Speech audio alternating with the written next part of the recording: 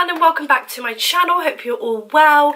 Today's video, as you can tell by the title, we will be trying and reviewing the 3D Dynamic Beauty Puff. For those who don't know what a 3D Dynamic Beauty Puff is, it's basically like a beauty blender that vibrates basically.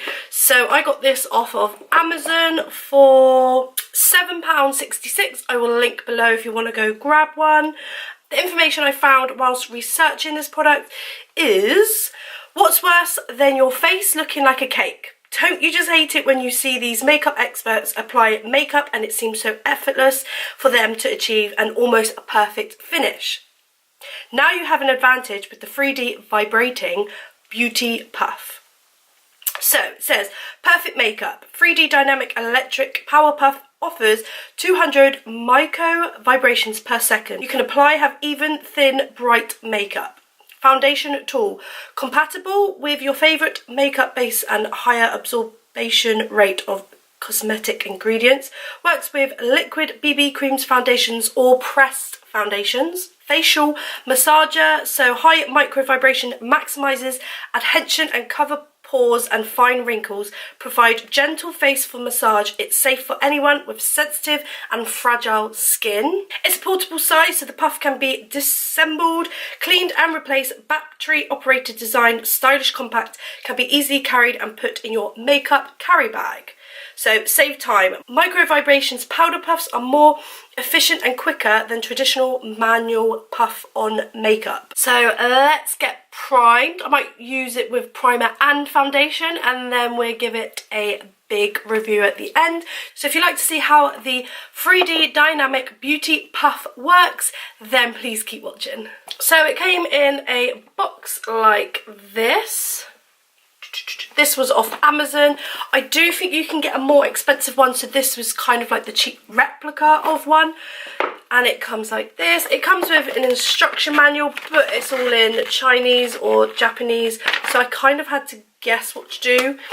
But basically you just pull this little plastic thing from the inside battery, from the top, and then the battery's included, and it looks like this. So that is the turn on button. That makes it vibrate, obviously. That is to protect your powder puff from bacteria, etc. Oh my god, it's stuck. What? It was stuck in the top, so that is not a good start, is it? So it comes with 3 of these puffs that you attach onto that tightly, so hopefully the top doesn't come off. There we go. So it's supposed to look like that, and you basically apply like this. So let's try it with some primer. Do we apply on there? We'll apply on here. So let's get some primer. All normal Angel Veil primer. So we'll pour some primer on to here. Probably more than what I would normally use, but let's see. Ooh, it's vibrating. So this is primer.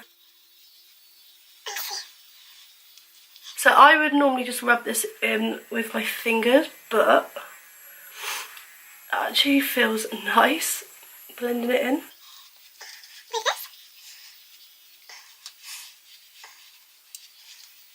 So that's primer done.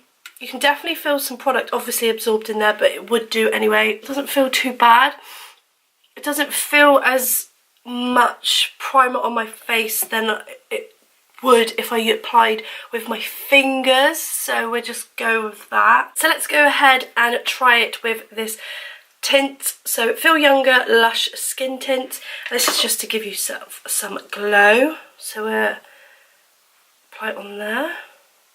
I don't know if you're supposed to apply straight to the powder puff or like how you normally would, but it's a learning curve, baby. Oh! This is a skin tint, and this is really not nice, actually.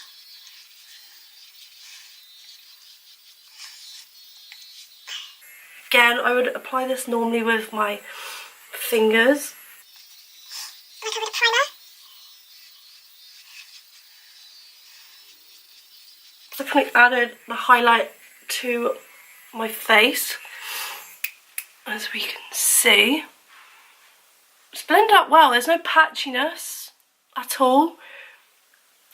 And it's not just set in one place, it is literally all over. My nose is shining to the gods right now, oh my god. So let's move on with foundation. Because I will be doing a makeup look after this video, I will be using the Makeup Forever Ultra HD foundation in the shades Y235 and Y365.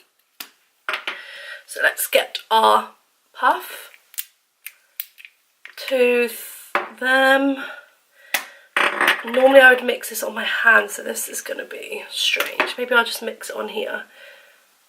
So it's like the same shade. Just dot it, the rest on.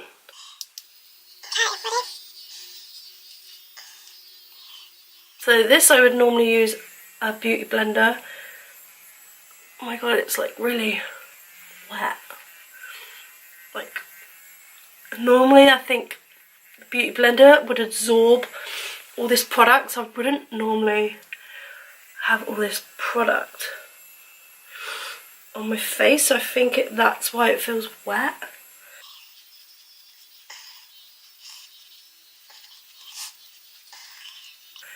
It's applying the foundation, but it's not looking good. It's like patchy, and you can see the swirling motions that I've done.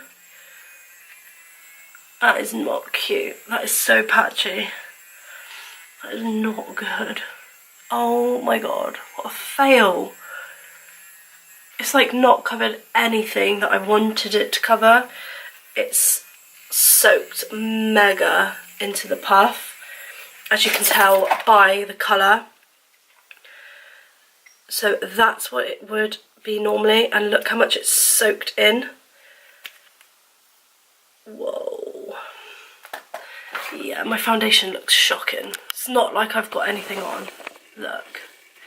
So all on my forehead, you can see it's gone all patchy here. There's redness still here. You can still see my spots here, my moles here. It's gone really, really patchy. Look at my nose here. Oh, I'm really disappointed because it works really well with the primer and the skin tint, but the foundation is not cute. Let's apply with a beauty blender just to fix this mess up. I don't know if it's because I didn't put the foundation where I wanted to, but that surely shouldn't make that much of a difference because you're still working it around your face. So let's go and apply with a beauty blender. I think just with a beauty blender you just know where you can put it, and obviously where it's so flexible you can put it in the nooks and the crannies and the wrinkles where you want it to go. But with this, and where it's so hard, you can't do that. And you've got such a wide surface that that's got to kind of like get everywhere. So it's such a shame because I'm all for vibrating tools, guys.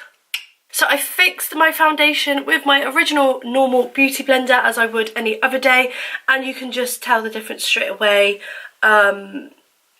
So yeah. So I'm sorry that I'm going to have to rate this product as a fail. I will probably not use this again. It did work well with the primer and the skin tint, but I just feel like when you apply product with your fingers, with the warmth and it like working in with your fingers, it just feels so much better and you feel like you've got product on your face. Whereas this, I definitely feel it sucked everything. Obviously it would, but with a beauty blender, I don't know, like it doesn't say or recommend to like dampen this first. Maybe you damp that first, I don't know. Maybe it's because I didn't dampen it first, but surely you shouldn't have to dampen that first. I don't know, but I think even if that was damped, it wouldn't have covered where I would want the foundation, etc.